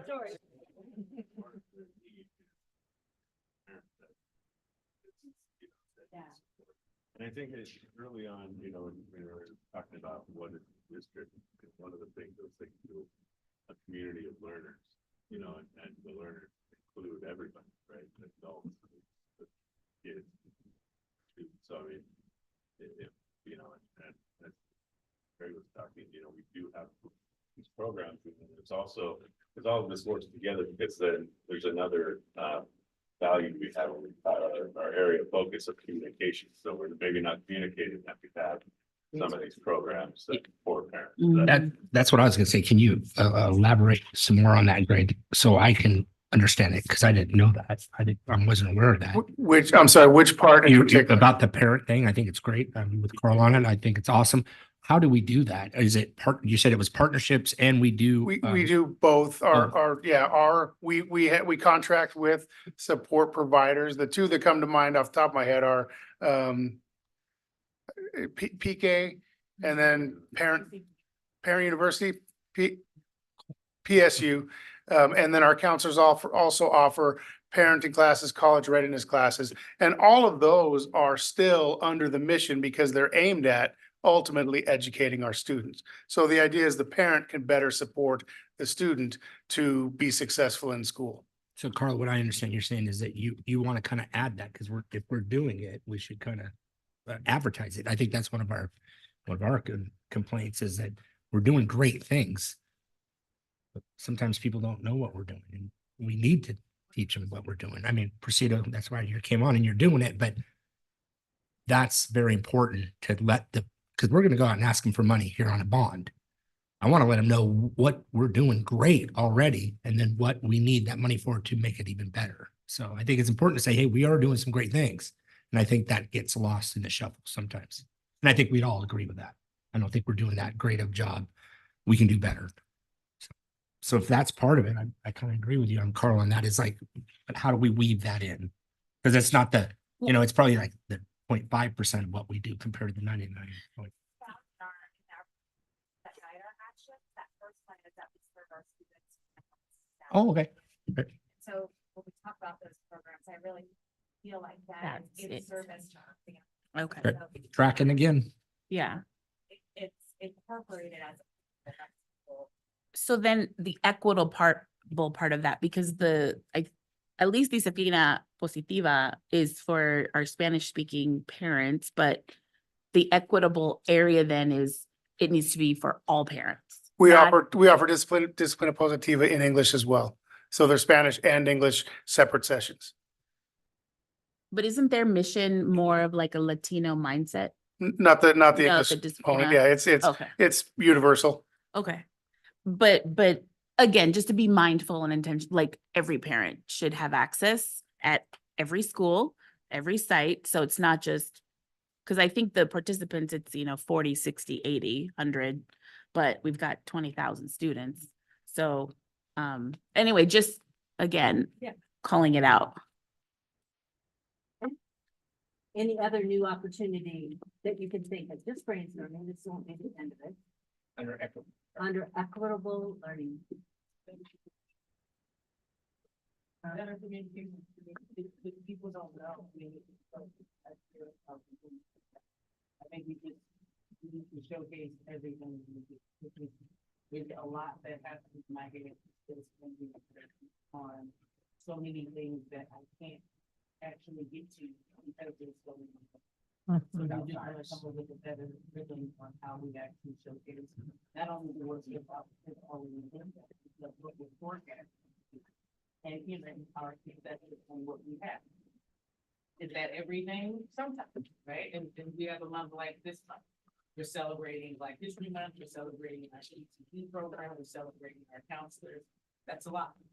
But we're trying to now come up with ways to collaborate, make sure the community knows and just understands our heart. Because to me, it's always going to be the district as a whole. When I came in, has just a really good heart.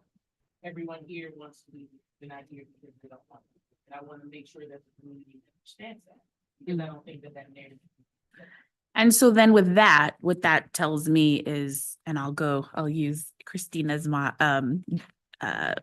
first, because you were saying we serve as the first. So now I'm going to say we strive for excellence in all we do and commit to a path of, so is it a human capacity issue? So is this something we need to look at for your area? Because if you have so much that you need to communicate and there's 2 people doing it, is this something that we need to invest in? I mean, but I think I'm still saying, even. Exactly. Yeah. How much time you need to really ramp it and change and move meaning you have to actually departure something for something to thrive, right? So I'm trying to get everyone used to the social media aspect, which is getting staff who are educated up to speed on how that needs to look. Do I think it can happen? Sure. Again, staff, wonderful, but all of that still takes on the procedural process. I think a lot of it is just putting it in a structure that makes it make sense to really be able to figure out, is it just a matter? Because, you know what I mean, if you just add more people and it's still not structured, it won't really matter. So I think that's- Well, Mr. Hawkins is not here, so we can do a lot, so. This is- I have bad news. In the short interim, Ms. Williams is taking over for Mr. Hawkins. So, she's tougher than he was. Uh-oh. She's way nicer than he was. So Persida, can I clarify, when you were talking about communication, were you talking specific to equitable learning? Because there is a bucket communicating district excellence and resources.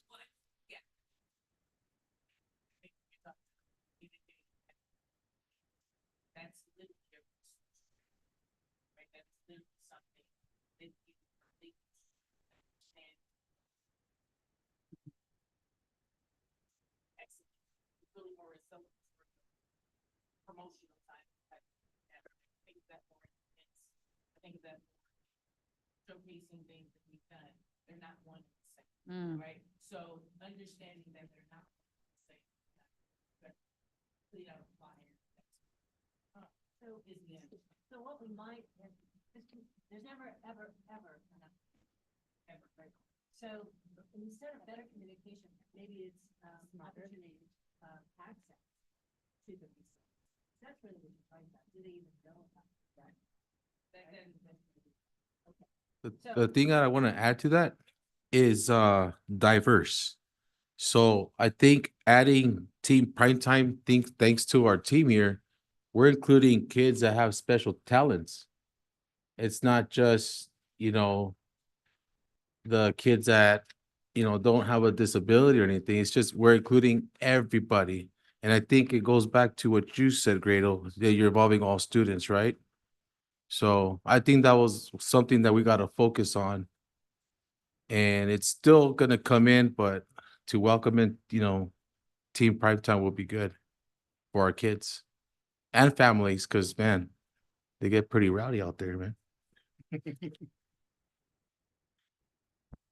One more thing for new opportunity of equitable learning is confronting education and the history that it has been for the over 150 years, and how if you look at a classroom from the beginning of time, it looks the same in 2024. So equitable learning in environment, open spaces or different pedagogy, and I know this is happening, but I'm talking equitable learning in all sites, not just an AP class or whatnot, but Can you explain that word? Which I don't know what pedagogy is. pedagogy? Yeah. Oh, just the pedagogy is just like your curriculum or your way of teaching, your. Thank you. Yeah, but I told you. All right, go ahead. So, but what I'm saying is equitable learning, we can't all just sit at tables in rows with chairs and expect that to be the learning style for every single student. That's what I'm Simply really put. focused on this year. And more instructional models that district-wide form the research-based strategy that's student-centered. So when you're talking about meeting students where they are, it's not just about data.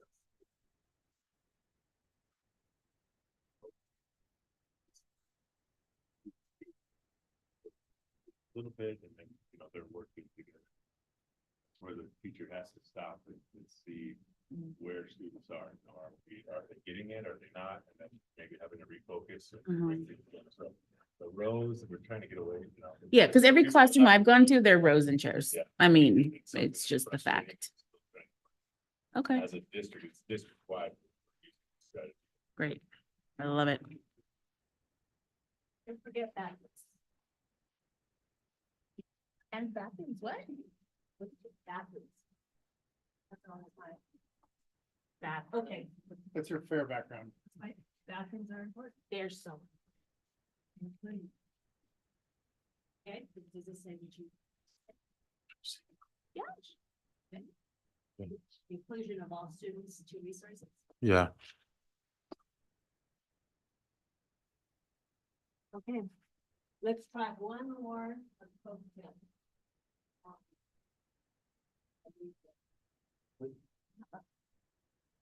Before we do that, Miguel, I think you wanted to add one, correct? Yeah, I wanted to see if we could, An area of focus, number 6. Yeah, just an area of focus so we don't lose it and. and you I wanna- want to say facilities maintenance. Maintenance. And like it's rolling on with our bond issue Mhm. or our bond push. To, you have to have good facilities to have adequate learning as well. And of course, we know we haven't, 2002, Miss Wynn was the last infusion of money, correct? 2002? Yeah, so 22 years ago. And Mr. Sanchez, you don't feel that number 5 already encapsulates that? That was the part where I threw it out. Does that fall into healthy environment with wellness or facilities that foster learning and pride? It's a broader, it's a very broad That's a topic. division, huh? It's what we would do with a bond to renovate and renew our schools, as well as upkeep on an annual basis, as well as cleaning and sanitizing on a daily basis. Yeah, because I kind of used the word pride. So teachers, like, a nice environment. It's gonna be very presentable, easy to facilitate to teach, on every way. Kids are gonna pay attention. It also, in my mind, puts under safety. Yeah. Also, not that, and there's going to be crossover, but facilities is just a huge category in itself. And I appreciated what was his last name? Brian's last name. Hawkins, He's still here. He usually was on Steam most of the time, and you came up with the tagline. that's why we got rid of him. No, I'm just kidding. Brought him back. That make you proud to come to.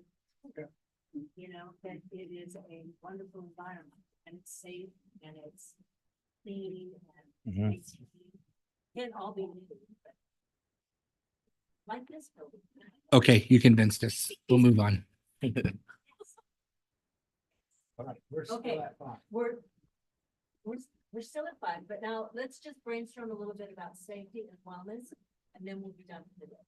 But this idea, what's currently the current opportunities related to safety and wellness? Our current camera system that we're currently We're in the process. in the process of updating.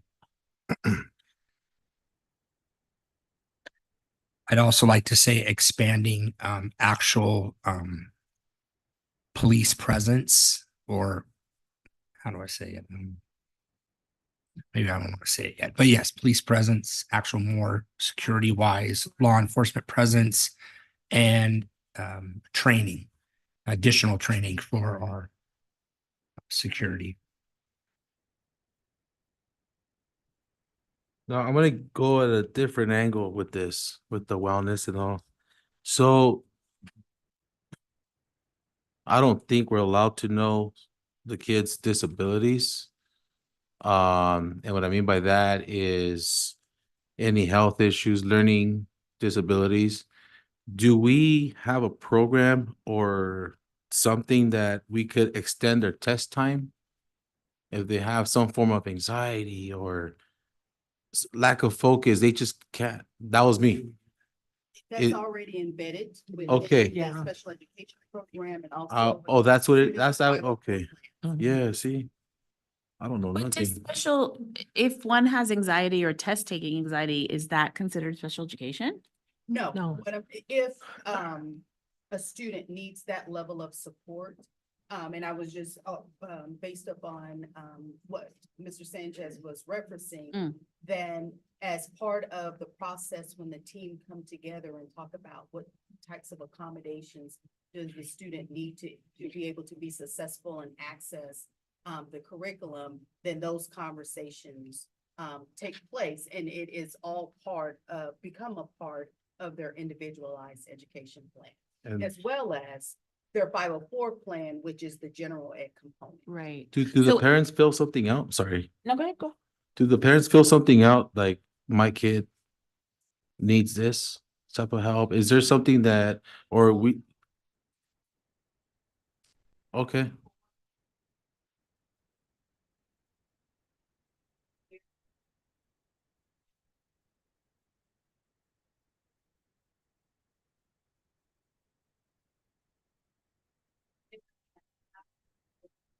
Parent, and they start putting in. oh, you guys are already on it. Good. Okay. Yeah, I didn't do my research on it, so I didn't know, so I'm just asking, so, that's good. Yes. That's good. Thank you. And that's for every student that walks through the That door. structure is it's by law in place for any student who's having difficulty in the classroom, that a team comes together. No, but even before that, so let's say, because I mean, when I didn't know I had test anxiety until it was too late, right? But what I'm asking is, every student that comes through the door, is there an assessment of, so how are you feeling about test taking? Or do we have to hold the teachers accountable to say, oh, they only got to number 10 of a 50 question test, and then we go, We so. do not have a universal assessment tool that we utilize to assess whether or not a student would have test anxiety, for an example. Mhm. However, our staff are trained to be able to identify those areas. And when they do identify those areas, then the first step would be to refer the student for a student study team. Okay. And that's when the teacher, the parent, the student, any support, any staff, that they will come together, sit down at a meeting and talk about, Okay. including the student, Okay. how can we better support you? And then charge to go back and implement those accommodations. If they don't work, then that's when further assessment could take place as well. Okay, well, I'm just trying to find the correlation then of our test scores, right? Of the test scores, they're so lower than I hope our board is okay with. And again, we're just using tests because Mr. Sanchez brought it up, but I'm just seeing, I wonder if there's a correlation of test taking anxiety, or is it truly they don't know the material? So again, another conversation to be had. Any other current things that are happening related to safety? These are all good questions.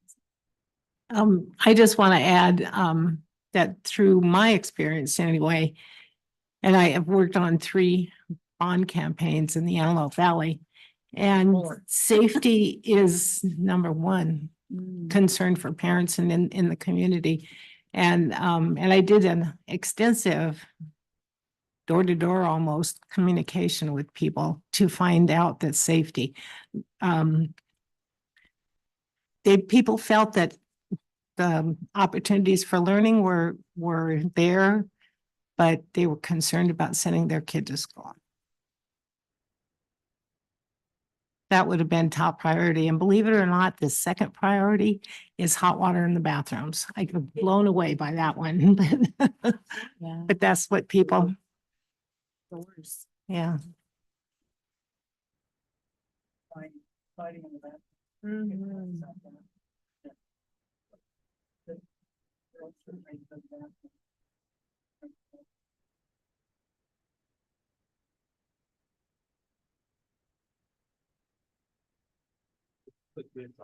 Because I kind of like have a lot of family, friends that the whole mental part now, the mental health of this.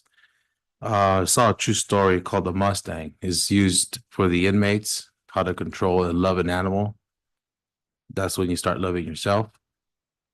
We have agriculture, we have livestock, so is there any way we could probably emphasize that, or maybe connect the kids that need that type of help, and maybe they could raise a baby calf or something that might help them like that, We got some good facilities now, I heard.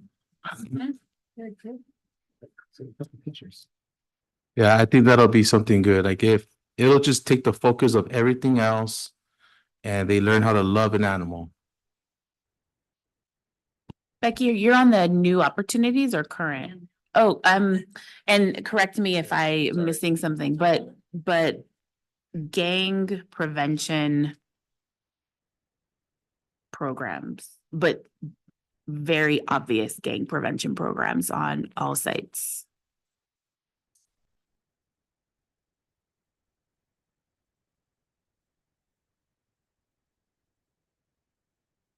And enforcing dress code.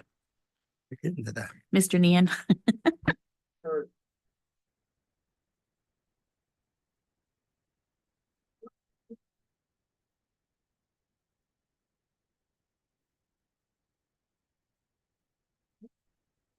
Can you think of any other current or new?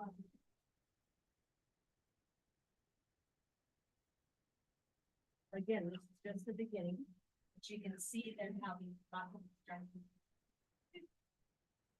take shape. Expand, not only addressing, I think it's important to address current, what currently is happening, because you may wish to enhance it. Right? And it also then helps see it in the communication and making sure that getting good access. Just one more thing for the wellness, our environment,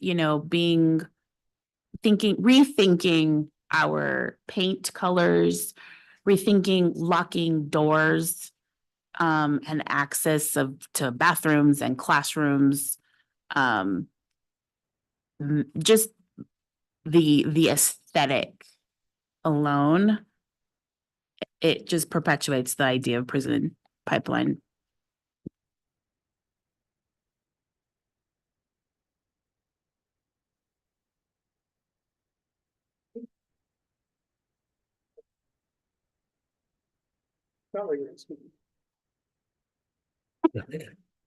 Okay. I'm not.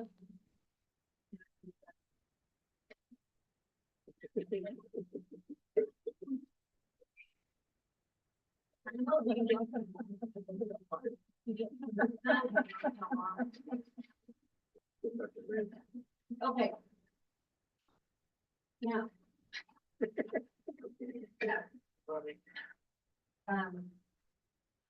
So as we move forward on this, these buckets are going to be fleshed out, addressed, terms of well as new. Yeah, and then it's all there. Part of what we're going to need to do is kind of see that, and already, I almost said it, but already one of you have talked about if 100 here, I and you have your resources, why, part of that. And That is truly amazing. Who ever thought of something like that? Is insane. That you mean we could partner with our local communities? Yeah, no, what I'm saying is what a crazy concept. so, what we have planned is to take the.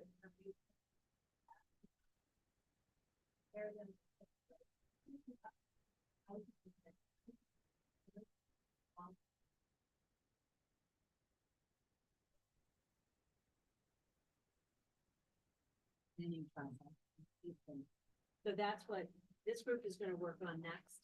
And as we start to roll up, thinking, because we also understand, as you do, that it's all well and good for us to think of this in this room, but it has to be Vetted. embraced. And there needs to be buy-in, because everyone has a role.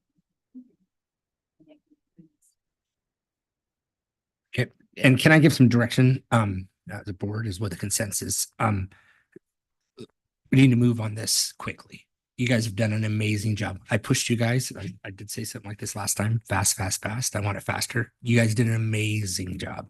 I love this. This is great. You guys truly, it's great. Can we have this quick? Because I would like to have this revised, given to the board.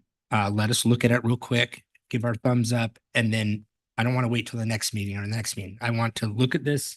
And is the board okay with this to give Mr. Nian direction, get this together, shoot it to us. Let's give it a thumb up. If there's some quick fixes, we can all agree and move it forward so we can get this moving on.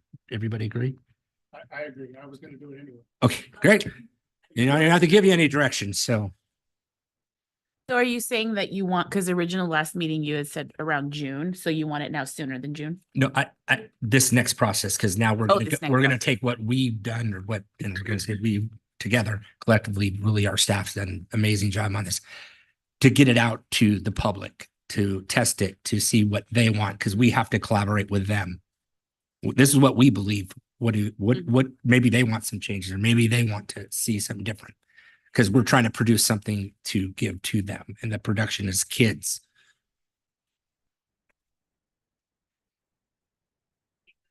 Perfect.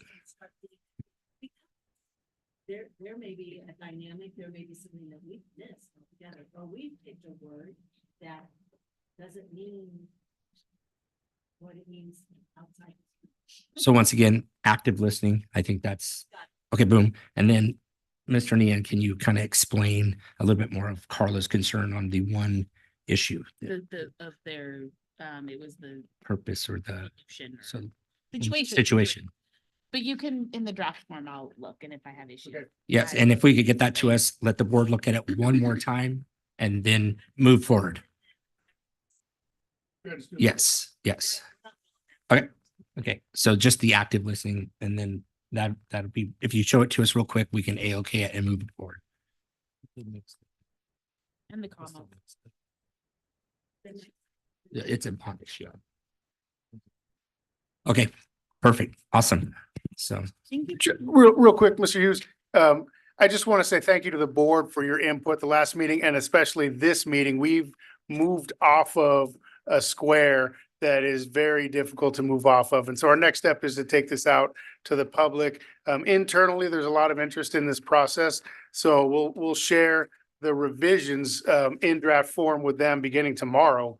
But then we'll get it to you, get it out to the public for some of their input, and then begin building some buy-in around this. So thank you, board. I want to say thank you to the cabinet group. We've sat in this room or the room right next door for countless hours working on this. And I think that we're at a very good place to now begin filling the buckets. And I also want to say thank you to Becky. You're a pleasure to work with, and you've made this process really enjoyable for us. So thank you. good. Mr. Grady, I'll turn to you for closing comments. Thank you, Becky. I can't imagine anyone who could do a better job with us, so I appreciate it. I'd like to thank all of you guys for your work. Oh, my goodness. You did an excellent job, and you made it very easy for us to come in and pick it apart or whatever, or agree or whatever, but thank you for all the work that you put in. Appreciate it. Ms. Nguyen?